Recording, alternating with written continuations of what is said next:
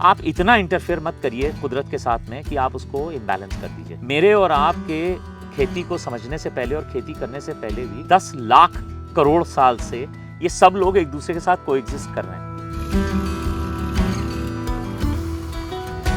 Picnic जो है वो एक ऐसा प्रैक्टिकल फॉर्मेट है जिसके अंदर आप पूरी तरीके से ना ट्रैक्टर को नकारते हैं, ना लेबर को नकारते हैं, पेस्टिसाइड का यूज आप नहीं करते हैं, केमिकल्स का यूज आप नहीं करते हैं, कोशिश करते हैं कि नहीं करें। जब से हमने बेड्स के ऊपर खेती शुरू करी है, मेरी जमीन मुझे थैंक यू कह रही है। ऐसा होता है बहुत सारे लोग इतनी टेक्नोलॉजी यूज कर लेते हैं कि वो टेक्नोलॉजी में ही फंसे रह जाते हैं, खेती भूल जाते हैं। तो इतना दीवानापन भी नहीं है। हमने अपने खेती के रास्ते को सुगम बनाने के लिए टेक्नोलॉजी का इस्तेमाल करते हैं। मैं टेक्नोलॉजी से का गुलाम नहीं हूं, मैंने टेक्नोलॉजी को अपने यहाँ गुलाम रख रखा है।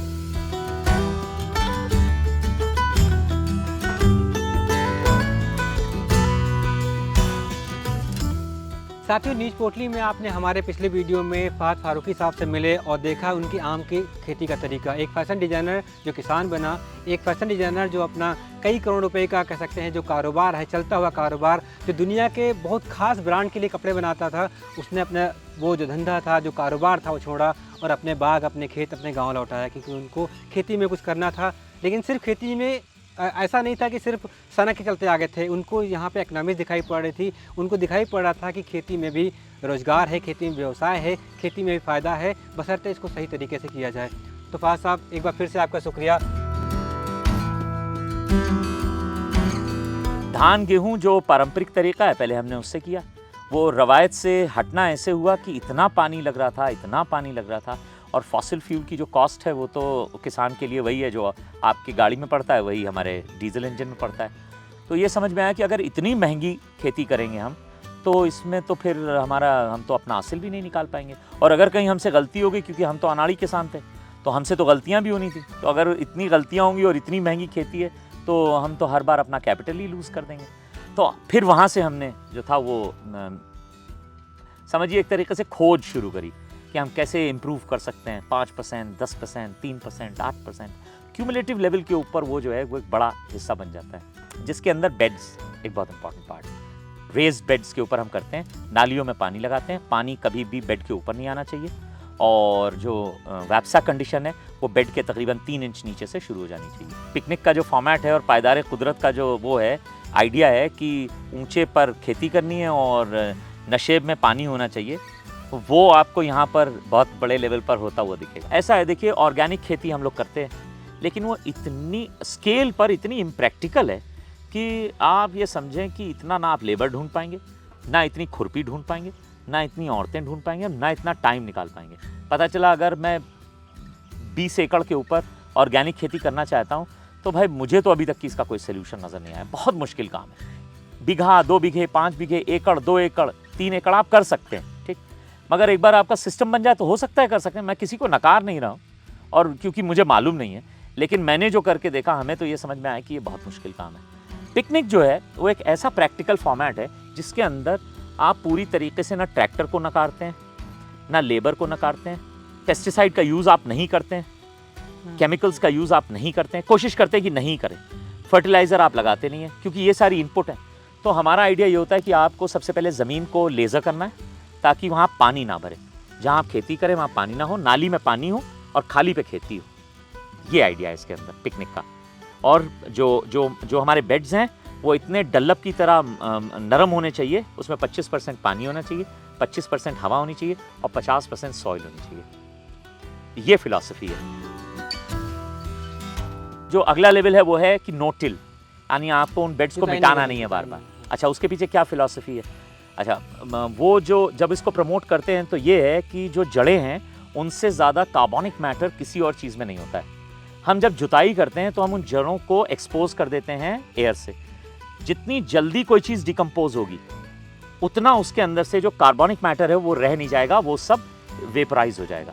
लेकिन जब जड़ें जो हैं वो ज़मीन के अंदर रहेंगी तो वो धीरे धीरे जो है वो डिकम्पोज होंगी, तो वो कार्बन में कन्वर्ट होगी। यानी अगर आप अपनी मिट्टी की जांच शायद 5 साल बाद कराएं तो आपको कार्बन मैटर अपनी सॉइल के अंदर बहुत अच्छा दिखेगा।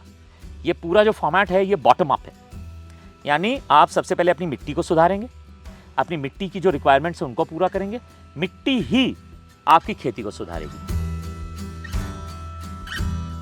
अच्छा, मुझे गेहूं में जुताई तो करनी नहीं है, मैंने बताया आपको नो टिल कॉन्सेप्ट है।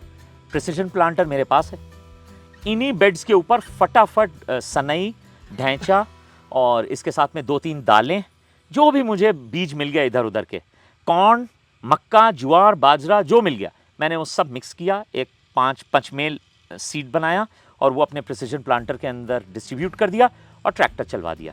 जैसे ही वो 5 लाइनों के अंदर उगा तो भुट्टा ऊपर निकल गया, बाजरा राइट को चला गया, गेहूं और जो बाकी सारी सनई और ढैंचा है वो अपनी स्प्राउटिंग करने लगे, और जो दाल है वो नीचे की तरफ नाइट्रोजन फिक्सेशन करने लगी और कैनपी बना के उसने अपने बेड को पूरा कवर कर लिया, शेड दे दिया।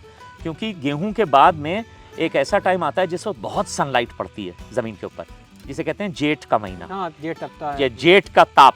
तो जेठ की ताप अगर आपकी ज़मीन पे पड़ेगी तो जो माइक्रो ऑर्गेनिजम्स आपने डेवलप किए हैं उनको तो आप मारे दे रहे हैं, उनको तो जलाए दे रहे हैं, और जो कार्बन हमारी सॉइल के अंदर वो भी जब टेम्परेचर ज़्यादा होता है तो वो भी सब जल के राख हो जाता है और उड़ जाता है। तो वो दोनों चीज़ों से हम कवर क्रॉप लगा के उसको कंट्रोल कर लेते हैं। आप इतना इंटरफेयर मत करिए कुदरत के साथ में कि आप उसको इम्बैलेंस कर दीजिए।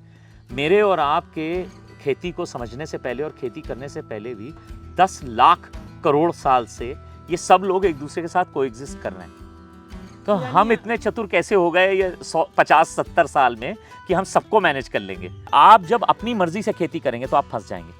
आप एक लैंग्वेज है, लैंड आपसे, बहुत सारे लोग कहते हैं कि पेड़ बातें करते हैं, जैसे मेरे दादा जो थे वो पेड़ों से बातें करते थे। अब ये बहुत सारे लोगों के ऊपर से निकल जाने वाली चीज़ है। बचपन में मेरी भी समझ में नहीं आता था, यार पेड़ों से कैसे बातें करते थे। अच्छा भाई, तुम्हारी डाल कट गई, ये तो बड़ा बुरा हुआ तुम्हारे साथ, मुझे अफसोस है, मुझे बड़ा अफसोस है। तो लोग समझते थे कि ये चूँकि एक स्पिरिचुअल सूफी आदमी थे, वो बैरिस्टर थे लेकिन पूरे अंग्रेज थे, साहब कहलाते थे, लेकिन उनका जो फिलॉसफी थी वो बिल्कुल ज़मीन से जुड़ी हुई थी। तो आप जब अपने खेत से बात करने लगते हैं तो आपका खेत बताने लगता है कि मुझे पानी चाहिए, मुझे नहीं चाहिए, मुझे घुटन महसूस हो रही है, मैं अच्छा महसूस कर रहा हूँ। वो आपके खेती में रिफ्लेक्ट होने लगेगा। जब से हमने बेड्स के ऊपर खेती शुरू करी है, मेरी ज़मीन मुझे थैंक यू कह रही है। अगर हमारे परमानेंट रेस बेड्स बने हुए हैं तो सिर्फ उनकी फिनिशिंग करनी होती है, ट्रैक्टर पे कोई लोड नहीं पड़ता है, 2 लीटर घंटा खाता है, और उस 2 लीटर घंटे के अंदर अगर आपने लंबे लंबे अपने खेत बनाए हुए हैं जिसमें उसको बार बार मुड़ना नहीं पड़ रहा है, तो हम ये मानते हैं कि 3 बीघे खेत जो है वो ट्रैक्टर मूव कर लेता है 1 घंटे में। ठीक, अगर 3 बीघे खेत कर रहा है तो ये समझिए कि मोर देन हाफ एन एकड़ लैंड, तो 5 बीघे का 1 एकड़ और 5 लीटर आपका डीजल खर्च होगा। बेड जुताई नहीं करनी है, सिर्फ आपका ट्रैक्टर उसमें मूव करेगा, क्योंकि प्लांटर का अपना कोई लोड नहीं है।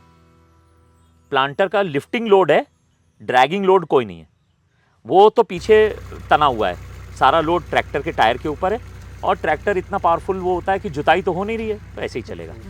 तो आप सिर्फ सीडिंग करते हुए चले जा रहे हैं उसके अंदर। अगर आपने 5 बीघे में 5 लीटर डीजल भी यूज़ किया तो 100 रुपये बीघा ही तो आपका खर्चा आया, प्लस आप बीज का खर्चा जोड़ लीजिए, फिर आप उसके अंदर डीएपी डालेंगे।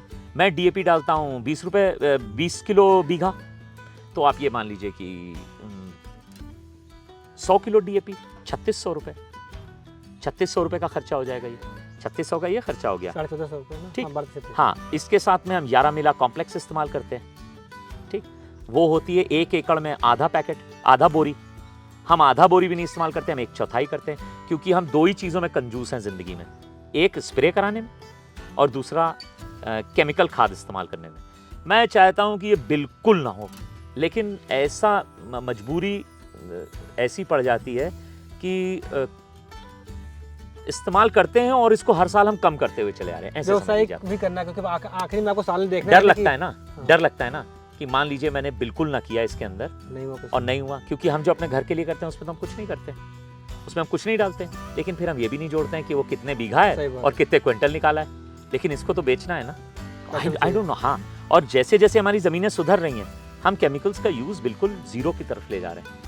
ये कमर्शियल, मैं आपको खेती के बारे में अपनी बता रहा हूँ, उसके अंदर भी हम 20 किलो ये यूज़ करते हैं, डीएपी यूज़ करते हैं, और गेहूं में डीएपी भी नहीं यूज़ करते हैं, ना यूरिया। और यूरिया तो मैं यूज़ ही नहीं करता हूँ, ना अपने ढैचे पे, ना अपने गेहूं पे, ना अपने धान पे। यूरिया का मेरे यहाँ कोई काम ही नहीं। अब ऐसा है, हमारी इतनी सैंडी सॉइल है तो ड्रिप भी चलाते हैं और खालियों और नालियों में भी पानी चलाते हैं। जैसी पोजीशन बनती है, जैसी सिचुएशन होती है, हम वैसे अपने आप को एडजस्ट कर लेते हैं।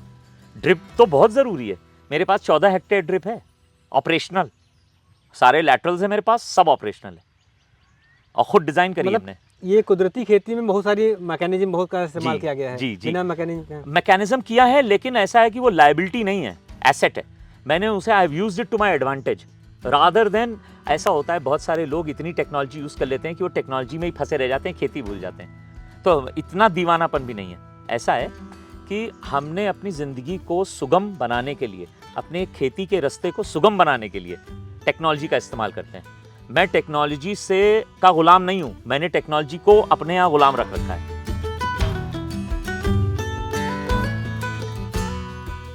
जिस जगह पे बैठे हैं, अगर आप यहाँ ऑब्जर्व करिए तो जितने ऊंचे टीले हैं, आम के पेड़ उन्हीं पे हैं। जबकि ये जब बाग लगा था तो ये पूरा बाग लगा हुआ था, लेकिन 1974 के आसपास शारदा नहर आई और इसका जो सीपेज था वो इस बाग के अंदर आने लगा। इस बाग में जब सीपेज आया तो जो लो लाइंग एरियाज थे, जो नशेबी इलाके थे, वहाँ पे पानी भरने लगा। जब वहाँ पानी भरने लगा तो वो एक अपने में एक माइक्रो एनवायरनमेंट क्रिएट हो गया मार्श का। तो इसके अंदर समझिए कि कीचड़ रहता था और जो पेड़ थे वहाँ पर वो सब चोक हो के मरने लगे। तो हमारा एक बहुत बड़ा नुकसान उससे हुआ। लेकिन जो ऊंचे पे पेड़ थे वो बचे भी इसीलिए रहे क्योंकि नीचे पानी था। तो आपको जो पिकनिक का जो फॉर्मेट है और पायदार कुदरत का जो वो है आइडिया है कि ऊंचे पर खेती करनी है और नशेब में पानी होना चाहिए, वो आपको यहाँ पर बहुत बड़े लेवल पर होता हुआ दिखेगा।